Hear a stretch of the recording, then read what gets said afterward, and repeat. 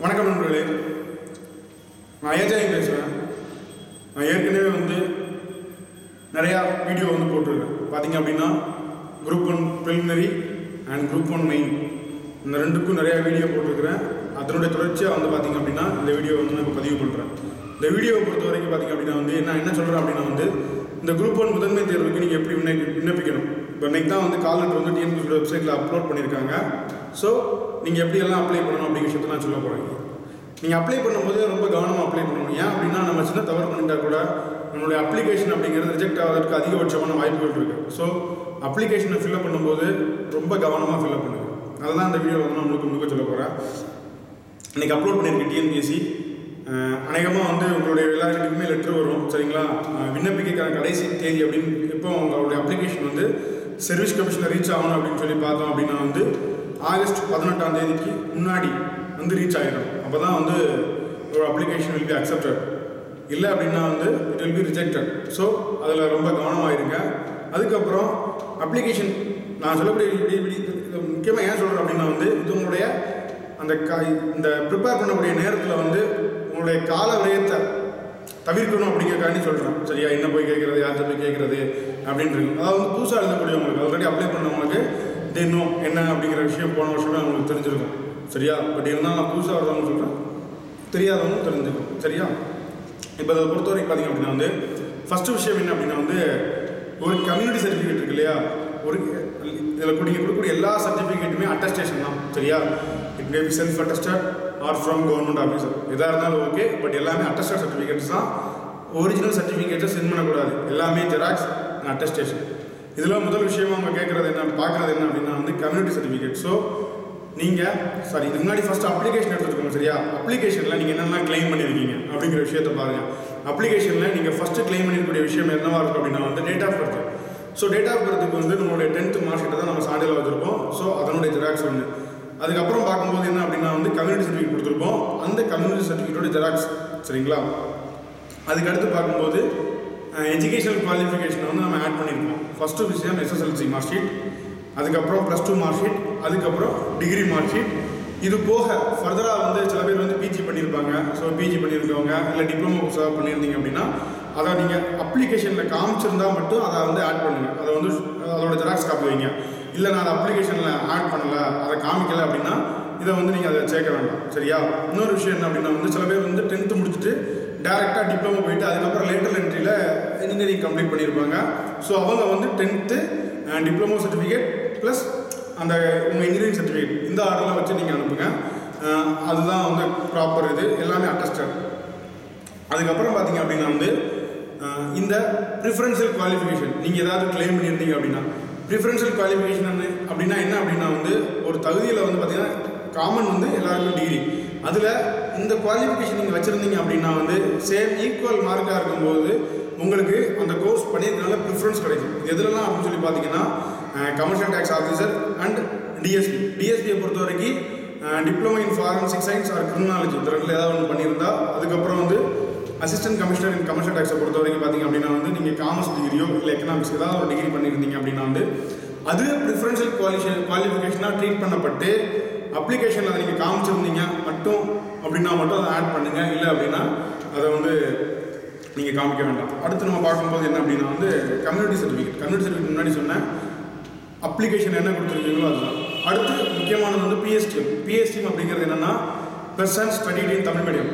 அதாவது நீங்கள் நிர்ணயிக்கப்பட்ட கல்வி தகுதி, அதாவது ப்ரிஸ்கிரைப்டு குவாலிஃபிகேஷனை நீங்கள் தமிழ் மீடியத்தில் பண்ணியிருந்தீங்க, தமிழில் பண்ணியிருந்தீங்க அப்படின்னா மட்டும்தான் you are eligible. Otherwise you are not eligible. அதில் யாரெல்லாம் எலிஜிபிள் யாரெல்லாம் இன்எலிஜிபிள் அப்படின்னு சொல்லிடுறேன். அதை வச்சு நீங்களே அதை அப்ளை பண்ணிக்கோங்க. ப்ரிஸ்கிரைப்டு குவாலிஃபிகேஷன் என்ன அப்படின்னா குரூப் 1 பொறுத்த வரைக்கும் டிகிரி. ஸோ நீங்கள் டிகிரி தமிழ் மீடியத்தில் படிச்சிருந்தா மட்டும்தான் அதை உங்களால் கிளைம் பண்ண முடியும் பிஎஸ்டிஎம் கோட்டாவில். இல்லை நான் 11th 12th வரைக்கும் 1 to 12th வரைக்கும் தமிழ் மீடியத்தில் படிச்சிருக்கேன், டிகிரி மட்டும் இங்கிலீஷ் மீடியத்தில் படிச்சிருக்கேன் அப்படின்னா நீங்கள் பிஎஸ்டிஎம் கோட்டா இடஒதுக்கீட்டு பிரிவில் வரமாட்டீங்க. ஸோ அதனால் அதை விட்டுருங்க. இதை தாண்டி நான் 12th வரைக்கும் இங்கிலீஷில் படிச்சிருக்கேன், டிகிரி மட்டும் தமிழ் மீடியத்தில் கரஸ்ல ஏதோ பண்ணியிருக்கேன் அப்படின்னு சொல்லி நினச்சிங்கன்னா நீங்கள் பிஎஸ்டிஎம்க்கு எலிஜிபிள். ஸோ அதில் ரொம்ப தெளிவாக இருங்க. பிஎஸ்சியை பொறுத்த வரைக்கும் பெரும்பாலும் டிஸ்டன்ஸில் படிச்சிங்கன்னா அந்த யூனிவர்சிட்டியோட register or controller of examiner அவங்ககிட்ட வாங்கணும். அதற்கான ஃபார்மேட் நான் வந்து வெப்சைட்டில் அப்லோட் பண்ணுவேன். தென் இதுதான் பிஎஸ்டிஎம். இதுக்கப்புறம் பார்த்தீங்க அப்படின்னா வந்து ஃபிசிக்கல் ஃபிட்னஸ். இந்த ஃபிசிக்கல் ஃபிட்னஸை பொறுத்த வரைக்கும் யாரெல்லாம் வந்து டிஎஸ்பி போஸ்ட் வந்து நான் வேணும்னு சொல்லி ப்ரிஃபரன்ஸ் கொடுத்துருக்கேங்க, இல்லை நான் டிஎஸ்பி போஸ்ட் அஸ்பைர் ஆகணும்னு நினைக்கிறீங்க, அவங்க மட்டும் என்ன அப்படின்னா வந்து இந்த ஃபிசிக்கல் ஃபிட்னஸ் வந்து அசிஸ்டன்ட் சர்ஜன் அந்த லெவலுக்கு இருக்கக்கூடிய ஒரு மெடிக்கல் ஆஃபீஸர்கிட்ட நீங்கள் வாங்கணும். இதில் என்ன இருக்கும் அப்படின்னா உங்களுடைய ஹைட்டு, வெயிட்டு, அப்புறம் செஸ்ட் மெஷர்மெண்ட், அதை பொறுத்த வரைக்கும் இன்ஸ்பிரேஷன் எவ்வளோ, எக்ஸ்பிரேஷன் எவ்வளோ அப்படிங்கிற விஷயம். மினிமம் வந்து பார்த்தீங்கன்னா 5 சென்டிமீட்டர் வந்து எக்ஸ்பிரேஷன் இருக்கணும். அப்போ தான் you are eligible for DSP post. So அதில் வந்து ஃபீமேலை பொறுத்த வரைக்கும் chest measurement is not important. So அதை பற்றி நீங்கள் வரி பண்ண தேவையில்லை. இதை நீங்கள் வாங்கிடுங்க, இதை நீங்கள் வந்து வாங்கி வைக்கணும். இதை பொறுத்த வரைக்கும் அசிஸ்டன்ட் சர்ஜனுக்கு லெவலுக்கு மேலே உள்ள ஆஃபீஸர்கிட்ட.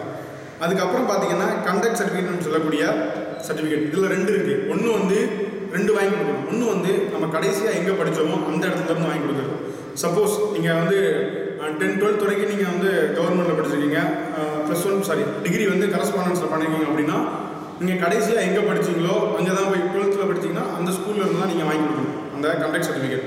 அதை தாண்டி இன்னொரு கண்டக்ட் சர்டிஃபிகேட் அப்படிங்கிறது என்ன அப்படின்னா ரீசெண்டாக நோட்டிஃபிகேஷன் டேட்டுக்கு அப்புறம், அதாவது வந்து 9/11/2016 அப்புறம் ஏதாவது ஒரு குரூப் ஏ ஆஃபீஸர் கிட்ட கண்டக்ட் சர்டிஃபிகேட் பர்சனலாக நீங்கள் வாங்கி சப்மிட் பண்ணணும். இந்த 2 விஷயங்கள் முக்கியமானது. அதுக்கப்புறம் பார்க்கும்போது வேறு யாருமாவது டிஸ்ட்ரிக்ட் விடோ, ஆதரவற்ற விதவை அப்படிங்கக்கூடிய அந்த இதுக்கு வந்து அந்த கோட்டாவில் நீங்கள் விண்ணப்பிக்கணும் அப்படின்னு சொல்லி நினச்சிங்க அப்படின்னா வந்து அதுக்கு யாருக்கிட்ட இருந்து சான்றிதழ் வாங்கிக்கணும் அப்படின்னா வந்து ஆர்டிஓ கோட்டாட்சி தலைவர் இருக்கார் இல்லையா, கோட்டாட்சி தலைவர்கிட்ட இருந்து வாங்கியிருக்கணும். அது எப்படின்னா 4000 ரூபாய்க்கு வந்து வருமானம், மிக குறைஞ்ச வருமானம் தான் இருக்குது, வேறு எந்த இதுவுமே இல்லை அப்படின்னு சொல்லி தான் நீங்கள் வாங்கணும். அதுதான் வந்து ப்ரொசீஜர். சரியா? இந்த அப்ளிகேஷனுடைய எல்லா அப்ளிகேஷனுமே ப்ராப்பராக உங்கள் அப்ளிகேஷனில் ஒரு ஃபார்மேட் செக்லிஸ்ட் கொடுத்துருப்பாங்க. சரியா? அந்த செக்லிஸ்ட் படி ப்ராப்பராக அரேஞ்ச் பண்ணி அட்டாச் பண்ணுங்கள். இதுக்கப்புறம் முக்கியமான விஷயம் என்ன அப்படின்னா டிடி. இந்த டிடி அப்படிங்கிறது பார்த்தீங்கன்னா கிட்டத்தட்ட வந்து இப்போ உங்களுக்கு கால் லெட்டரில் வந்து 125 ரூபாய்க்கு எடுக்க சொல்லியிருக்காங்க. என்ன அட்ரஸ்க்கு அப்படின்னா வந்து த secretary, Tamil Nadu public service commission, Chennai 6,03,000 இந்த முகவரிக்கு தான் நீங்கள் 125 ரூபீஸ்க்கு வந்து டிடி எடுக்கணும். நீங்கள் டிடி எடுத்த உடனே என்ன பண்ணுங்க அப்படின்னா வந்து டிடிக்கு பின்புறம் ஃபஸ்ட்டு உங்களுடைய ரெஜிஸ்டர் நம்பர், தென் உங்களுடைய நேம், அதுக்கப்புறம் இந்த என்ன எக்ஸாமினேஷன், அது பார்த்தீங்கன்னா டிஎன்பிஎஸ்சி குரூப் 1 மெயின்ஸ் எக்ஸாமினேஷன் அப்படிங்கிற விஷயத்தை டிடிக்கு பின்னாடியே எழுதி கொடுத்துருங்க. அது போக பார்த்தீங்க அப்படின்னா இந்த டிடியை வந்து ஒரு ஜெராக்ஸ் பண்ணி வச்சுக்கோங்க. ஏன்னா ஃபியூச்சரில் ரெஃபரன்ஸ் வந்து தேவைப்படாது. சப்போஸ் ஏதாவது இதில் வந்து மிஸ் ஆகிடுச்சுன்னா கூட இந்த ஜெராக்ஸை வச்சு நம்மளால் வந்து இது பண்ணிக்கிட முடியும். ஸோ அந்த விஷயங்களில் வந்து ரொம்ப தெளிவாக இருங்க. இது போக ஒரு ஆன்லைன் அப்ளிகேஷனுடைய பிரிண்ட் அவுட் இதெல்லாம் வச்சு த செக்ரட்டரி,